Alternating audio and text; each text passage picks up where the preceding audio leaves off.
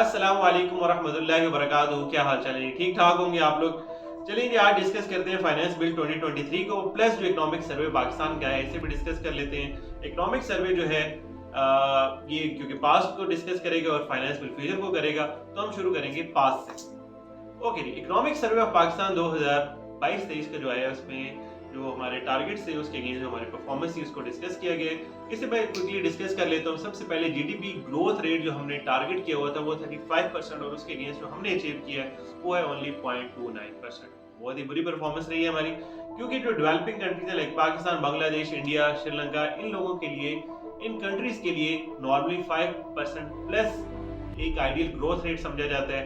पाकिस्तान इसके करीब भी नहीं था। और जो डेवलप्ड कंट्रीज हैं like US, China, Russia, France, Germany, इनके लिए आइडियल ग्रोथ रेट 2 से 3% के बीच में आइडियल समझा जाता है, क्योंकि अगर इससे ज्यादा होगा तो वो एक बबल स्टेट में जा सकते हैं, ओवरहीट हो सकती है इकोनॉमी, जिसकी वजह से दोबारा रिसेशन आ सकते हैं। बट पाकिस्तान न 2 से 3 में था न 5 प्लस में था। पाकिस्तान वाज अराउंड 0.29%, क्योंकि बहुत ही एक पुअर परफॉर्मेंस थी। दो floods was one of the reason. Pakistan में फ्लड बहुत ज्यादा आए थे लास्ट ईयर। बट ये है कि उसके अलावा भी बहुत सारी चीजें हैं। हर चीज कुदरत पे नहीं डाल देनी चाहिए, कुछ अपनी भी गलतियां थी जिसकी वजह से आज हम लोग यहाँ पे खड़े हैं। दूसरा है कि उसके बाद करंट अकाउंट जो हमारा डेफिसिट है वो है $3.4 बिलियन। तो उसकी मेजर रीजन यही है, अच्छा ये हमने काफी कम किया। लास्ट टाइम ये हमारे $17 बिलियन था, उसे कम करके हम $3.4 बिलियन पे ले आए, क्योंकि जो हमारी टोटल एक्सपोर्ट्स थी वो अराउंड $27 बिलियन की थी। प्लस जो हमारी रेमिटेंसेज आई थी ओवरसीज पाकिस्तानी से वो $20 बिलियन के करीब थी, और उसके अगेंस्ट जो हमने इंपोर्ट की पेमेंट की थी वो अराउंड $51 बिलियन की थी। तो ये हमारा $3.4 बिलियन का डेफिसिट बनता है।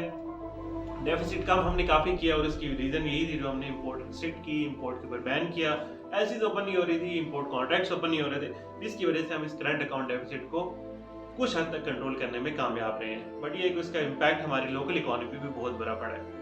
उसके बाद जो डॉलर रेट था वो जी लास्ट ईयर जून 2022 में 206 से इंक्रीज होकर अभी 288 पे है। इंटरबैंक में ओपन मार्केट में इट्स अबव 310। तो उसकी वजह से जो आपको महंगाई नजर आती है बहुत बड़ा फैक्टर इस डॉलर, क्योंकि हमारी जो 60-70% इकोनॉमी है वो इम्पोर्ट बेस्ड है। उसके बाद आ जाते हैं कि हमारा जो पॉलिसी रेट है वो भी इंक्रीज हो चुका है। वो 13% 14% से इंक्रीज होकर 21%, एक साल के अंदर 7% इंटरेस्ट रेट इंक्रीज किया गया। मेरे ख्याल से ये नहीं होना चाहिए था। ये तभी होता है जब आपकी डिमांड फुल इन्फ्लेशन हो। तो डिमांड को कर्टेल करने के लिए normally governments interest rate increase करती है, जिससे इन्वेस्टमेंट रेट्स बेहतर होते हैं और लोग स्पेंड करने के बजाय इन्वेस्ट करते हैं। इन्वेस्ट करेंगे तो आपकी क्या होती है, प्रोडक्ट की डिमांड कम होती है और प्राइस स्टेबल हो जाती है। अभी ऑलरेडी आपकी cost of doing business dollar की वजह से इतनी ज्यादा हो चुकी है, प्लस जब आपने इंटरेस्ट रेट भी इंक्रीज कर दिया तो कॉस्ट ऑफ डूइंग बिजनेस बहुत ज्यादा हो चुकी है, जिसकी वजह से मार्जिन्स नहीं आ रहे। मार्जिन नहीं आ रहे तो क्या हो रहा है, आपकी जो बिजनेसेस हैं वो बंद हो रही हैं। बिजनेसेस बंद होने की वजह से आपकी अनएम्प्लॉयमेंट हो रही है। अनएम्प्लॉयमेंट की वजह से और डिमांड कम होगी और बिजनेसेस बंद होंगे, तो हम लोग ऑलरेडी एक स्टैगफ्लेशन के भंवर में फंस चुके हैं। आप ग्रोथ रेट देख लें क्या है हमारा 0.29%। इन्फ्लेशन बहुत है, वो ऑलरेडी स्काई रॉकेट है। और प्लस आपका जो डॉलर रेट है वो देख लें, अनएम्प्लॉयमेंट कितनी हो चुकी है। तो अगर गवर्नमेंट चाहती है कि यार इससे निकले, तो मेरे ख्याल से इंटरेस्ट रेट कम होने चाहिए, कॉस्ट ऑफ डूइंग बिजनेस कम की जाए, फॉरेन डायरेक्ट इन्वेस्टमेंट को प्रमोट किया जाए, ताकि पाकिस्तान में बिजनेस हो, एक्टिविटी हो, एम्प्लॉयमेंट आएगी, जिसकी वजह से हम दोबारा इस घनचक्कर से निकल पाएंगे। अदरवाइज हम लोग यहीं पे फंसे रहेंगे। उसके बाद क्रेडिट रेटिंग की बात कर लेते हैं। क्रेडिट रेटिंग जो है मोदी ने हमारी और बाकी जितनी क्रेडिट रेटिंग एजेंसी है उन्होंने और पुअर कर दी है। मोदी ने CAA1 से CAA3 कर दी है, और ये वही रेटिंग है जब श्रीलंका ने डिफॉल्ट किया था या अर्जेंटीना ने डिफॉल्ट किया था, तो उस वक्त उनकी रेटिंग भी यही थी। इट्स मीन कि पाकिस्तान ऑलमोस्ट डिफॉल्ट कर चुका है। वो मीर का शेर क्या है कि जी का जाना ठहर गया, सुबह गया या शाम गया, तो खुदा ना खासा हो नहीं, लेकिन ये है कि डिफॉल्ट ऑलमोस्ट हो चुका है। आगे देखिए क्या होता है, अगर हमें कहीं से बेल आउट मिल जाता तो वेल एंड गुड, अदरवाइज हालात बहुत खराब है। इन्फ्लेशन जो थी वो लास्ट ईयर में 28% थी। अभी आगे क्या होगा वो आगे ही जाके पता चलेगा। तो जो लास्ट ईयर हमारा गुजरा है वो बहुत ही ज्यादा पुअर परफॉर्मेंस थी, हर महाज पे कह लें आप, ठीक है, चाहे वो डॉलर रेट हो, चाहे वो इंटरेस्ट रेट हो, चाहे वो इन्फ्लेशन हो, चाहे वो एम्प्लॉयमेंट हो, चाहे फॉरेन डायरेक्ट इन्वेस्टमेंट हो, चाहे वो पॉलिटिकल कह लें आप स्टेबिलिटी हो, हर चीज ही हमारी बहुत ही पुअर गुजरी है। तो ये है कि नेक्स्ट ईयर उम्मीद करते हैं कि यार ये चीज़ें नहीं होंगी। अब हम डिस्कस कर लेते हैं फिस्कल, जो हमारा नेक्स्ट ईयर है, फिस्कल ईयर 2023-24 फाइनेंस बिल आया है 2023 जो कि फिस्कल ईयर 23-24 को एड्रेस करेगा। फाइनेंस बिल पार्लियामेंट में पेश हो गया है, पार्लियामेंट इसके ऊपर डिबेट करेगी, उसके बाद इसे अप्रूव कर लिया जाएगा सिंपल मेजॉरिटी के साथ, और उसके बाद ये जाता है सेनेट में, सेनेट इसे पास करेगा, तो फिर ये चला जाता है प्रेसिडेंट के पास, प्रेसिडेंट के अप्रूवल के बाद ये फाइनेंस बिल फाइनेंस एक्ट में कन्वर्ट हो जाएगा, और उसके बाद 1 जुलाई 2023 के बाद इसके जितने भी रूल्स एंड रेगुलेशन होंगे सब हम लोगों पे एप्लीकेबल। इसकी जो मेन पॉइंट्स है वही डिस्कस कर लेते हैं हम लोग, बहुत डिटेल में डिस्कस करने की जरूरत नहीं है, ठीक है, क्योंकि ये वीडियो एक जनरल पब्लिक के लिए भी है। तो सबसे पहले ये मैं बता दूं यार कि सैलरी के ऊपर किसी किस्म के कोई टैक्स रिबेट्स वगैरह नहीं अनाउंस हुए, ना ही टैक्स रेट्स कम हुए।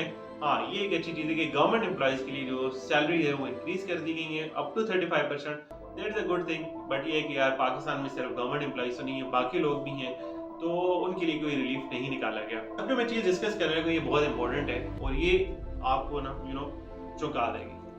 ये जैसे आपकी इनकम है, मेरी इनकम है, हम लोग भी एक बजट बनाते हैं कि इतनी मंथली इनकम आएगी हमारी और इसमें से ये स्पेंडिंग हो जाएगी, तो ये एंड पे सरप्लस या डेफिसिट आएगा। इसी तरह कंपनीज के बजट बनते हैं और इसी तरह कंट्रीज का बजट भी बनता है। पाकिस्तान का जो बजट बने ये भी आपने गौर से सुनना है कि जो बजट है उसमें जो हमने अपनी इनकम या रेवेन्यू दिखाया है जो टैक्स से होगा प्लस नॉन टैक्स रेवेन्यू होगा वो है 12 ट्रिलियन PKR, 12,000 बिलियन, ठीक है। और इसमें से जो 9,000 बिलियन है वो सिर्फ टैक्स से हम इकट्ठा कर रहे होंगे, बाकी नॉन टैक्स होगा। अच्छा, अब इस 12 में से, अब आपने गौर से सुना, इस 12 में से 7,000 बिलियन, ठीक है, 12 ट्रिलियन में से 7 ट्रिलियन जो होगा वो सिर्फ डेट की रीपेमेंट में चला जाएगा। इमेजिन पीछे क्या बचेगा यार, कि 12 में से 7 जो है वो डेट की रीपेमेंट में चला गया, प्लस 2 ट्रिलियन जो है वो हम डिफेंस में दे देंगे, तो पीछे सिर्फ 3 ट्रिलियन बचेगा। इस वक्त पाकिस्तान की जो अराउंड आई गेस कितनी कोई 23 लाख गवर्नमेंट एम्प्लॉइज हैं, 2.3 मिलियन के करीब है I guess government employees only, ठीक है। तो आप खुद इमेजिन कर लो यार कि ये जो हमारे पास 3 ट्रिलियन बचा है ये तो गवर्नमेंट की एम्प्लॉइज की सैलरी के लिए भी नाकाफी है, प्लस इसमें से आपने पेंशन देनी है, इसमें से आपने हेल्थ का बजट निकालना है, इसमें से आपने एजुकेशन निकालनी है, इसके लिए इसमें से आपने इंफ्रास्ट्रक्चर डेवलपमेंट के लिए पैसे निकालने हैं, इससे आपने गवर्नमेंट चलानी है, इससे आपने फॉरेन ट्रिप्स करने हैं, बहुत सारा काम करना है, तो ये पैसे तो बहुत कम है। तो क्या किया जाए, government have a very easy solution कि हम और लोन लेंगे। तो गवर्नमेंट ने जो प्लान किया कि नेक्स्ट ईयर लोन लेने का वो है 12 ट्रिलियन PKR, यानी कि 12,000 बिलियन और लोन लिया जाएगा। ऑलरेडी हमारे ऊपर इतना डेट है, ऑलरेडी हमारे ऊपर इतना डेट है और इसके ऊपर और डेट लिया जाएगा। अभी हमें IMF लोन नहीं दे रहा, आई डोंट नो कि और कौन हमें लोन देगा, लेकिन गवर्नमेंट के पास यही प्लान है कि यार हमने फर्दर लोन लेने। तो अगर आज एक पाकिस्तानी 3 लाख का मकरूज है तो अगले साल के एंड के ऊपर वो 4 से 5 लाख का एक पाकिस्तानी मकरूज हो चुका होगा। अब हम डिस्कस कर लेते हैं जी कुछ प्रोविजंस जो टैक्स में अभी फाइनेंस बिल के थ्रू आई हैं जी। सबसे पहली चीज ये है कि सुपर टैक्स अनाउंस कर दिया गया जी। सुपर टैक्स पहले भी था लेकिन अभी उसके स्लैब्स बना दिए गए कि अगर आप एक इंडिविजुअल अप टू 150 मिलियन अगर उसकी इनकम है तो 0% सुपर टैक्स देगा, लेकिन अगर उससे ऊपर जाता है तो 1% उसका टैक्स लगेगा और वो इंक्रीज होते होते 10% तक जाएगा। कंपनीज को क्योंकि गवर्नमेंट ने विदहोल्डिंग एजेंट बनाया हुआ तो अंडर सेक्शन 153 कंपनीज का जो विदहोल्डिंग रेट है वो भी इंक्रीज कर दिया गया है बाय 1%। इसी तरह से अगर आप डेबिट और क्रेडिट कार्ड के थ्रू कोई इंटरनेशनल पेमेंट कर रहे हैं तो वो भी एडवांस टैक्स जो है वो 1% से इंक्रीज करके 5% पे कर दिए गए, बट दैट इज एडजस्टेबल। अगर आपका टैक्स कटता है तो आप अपने फाइनेंस या HR या पेरोल डिपार्टमेंट के पास जाके उसे एडजस्ट करवा सकते हैं। ओके, इसी तरह से क्योंकि हमारा IT सेक्टर है और फ्रीलांसर्स को भी इस बजट में बहुत सारी फैसिलिटीज दी गई हैं, दैट्स वेरी गुड थिंग। उनके लिए इजी कर दिया गया है बिजनेस करना, और इसी तरह से अगर वो पाकिस्तान में अकाउंट ओपन करवा सकते हैं तो ज़्यादा इजी हो जाएगा ताकि वो पाकिस्तान में अपनी रेमिटेंस मंगवा। अच्छा, इसी तरह से गवर्नमेंट ने कहा कि अगर बैंकिंग सेक्टर्स अपने जो लैंडिंग है वो IT सेक्टर को करेगी तो उस लैंडिंग के ऊपर इनकम आ रही होगी उसे रिड्यूस रेट के ऊपर टैक्स किया जाएगा 20%। और इसी तरह से एग्रो बेस्ड इंडस्ट्री के लिए भी टैक्स ऑलरेडी अनाउंस की गई कि अगर वो किसी भी नॉन अर्बन एरियाज में जाके इंडस्ट्री लगाते हैं तो उसके लिए टैक्स ऑलरेडी है 2024 से लेकर 2028 तक उनकी इनकम को टैक्स से एग्जेम्प्ट कर दिया गया है अगर वो किसी भी नॉन अर्बन एरिया में जाके इंडस्ट्री लगाते हैं। अच्छा, इस तरह दोबारा गवर्नमेंट ने इंट्रोड्यूस करवा दी थी कैश विड्रॉल के ऊपर 0.6%। अगर आप एक बैंक अकाउंट में एक दिन में 50,000 से ज्यादा अगर आप कैश विड्रॉ करते हैं तो 0.6% आपको टैक्स विद होल्डिंग कर लेगा बैंक, लेकिन ये एडजस्टेबल होगा अगेंस्ट योर टैक्स लायबिलिटी। अच्छा, लिस्टेड कंपनीज के लिए दो प्रोविजंस जो डिस्कस करेंगे नहीं हम। एक तो ये कि उनका जो मिनिमम टैक्स है वो 1.25% से कम करके 1% कर दिया गया है, प्लस जो बोनस शेयर्स जो लिस्टेड कंपनी इशू कर रही होगी वो भी अब टैक्स होगी, विदहोल्डिंग टैक्स होगा उसके ऊपर 10%, अगर वो नॉन फाइलर है तो 20% होगा। अब क्वेश्चन ये कि यार वो 10% कैसे विदहोल्ड किया जाएगा, क्योंकि bonus share is not in cash form.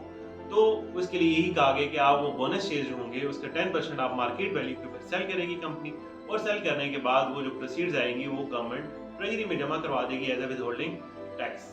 तो ये एक नई प्रोविजन आ गई जी लिस्टेड कंपनीज के लिए। तो bonus share is good thing, but ये है कि बोनस शेयर को नॉर्मल टैक्स नहीं किया जाता। मे बी ये बोनस टैक्स की जो प्रोविजन, बोनस शेयर्स की जो टैक्सेशन है इसको चैलेंज भी हो सकते किया जाए डिफरेंट कोर्ट्स। लेट्स सी क्या होता है। ओके, अब डिस्कस कर लेते हैं प्रॉपर्टी को।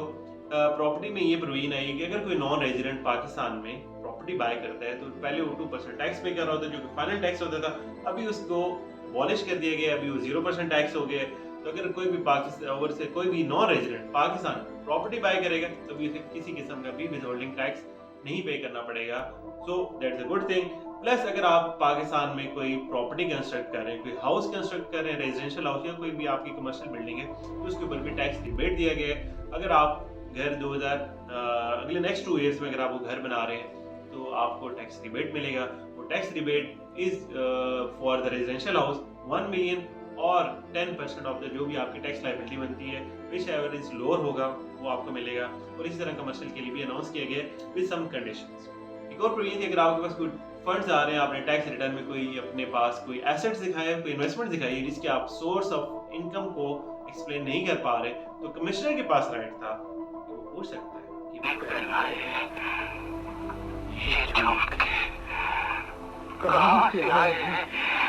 ये झुमके तुम्हारे खुले बालों में क्यों अटके हुए हैं? ये झुमके तुम्हारी आंखों से क्यों बह रहे हैं? ये झुमके और अगर आप उसे एक्सप्लेन नहीं कर पाते, ठीक है, तो वो उसे आपकी इनकम में ऐड करके उसे टैक्स कर लेगा। लेकिन लास्ट टाइम ये एक प्रोविजन थी जिसमें ये था कि अगर ये फॉरेन रेमिटेंसेज है जो अप टू 5 मिलियन तक है तो उसके ऊपर क्वेश्चन नहीं किया जाएगा।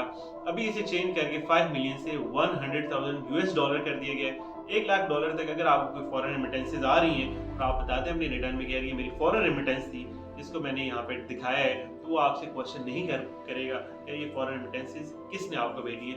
अब इस प्रोविजन के ऊपर ऑलरेडी पाकिस्तान FATF से बड़ी मुश्किल से निकला है, तो उनके यही है कि यार आप अपनी इकोनॉमी को डॉक्यूमेंट करें, लेकिन अगर हम ये करेंगे तो अगर हमें सोर्स ऑफ फंडिंग नहीं होगा तो फिर ये दोबारा पाकिस्तान के लिए चैलेंजेस आ सकते हैं। अब डिस्कस कर लेते हैं थोड़ी सेल्स टैक्स। सेल्स टैक्स में सबसे अच्छी चीज़ ये है कि जो रिन्यूएबल एनर्जी में काम कर रहे हैं उनके लिए अच्छी चीज़ ये है कि जो इन्वर्टर है प्लस जो पैनल्स हैं प्लस बैटरीज हैं, इनके ऊपर कस्टम ड्यूटी अबॉलिश कर दी गई है। और ये अबॉलिश की गई है not for traders but manufacturer and assembler, जो यहाँ पे पाकिस्तान में जो भी रॉ मटेरियल इन चीज़ों को मंगवाएंगे उनके लिए ये ड्यूटी अबॉलिश कर दी गई है।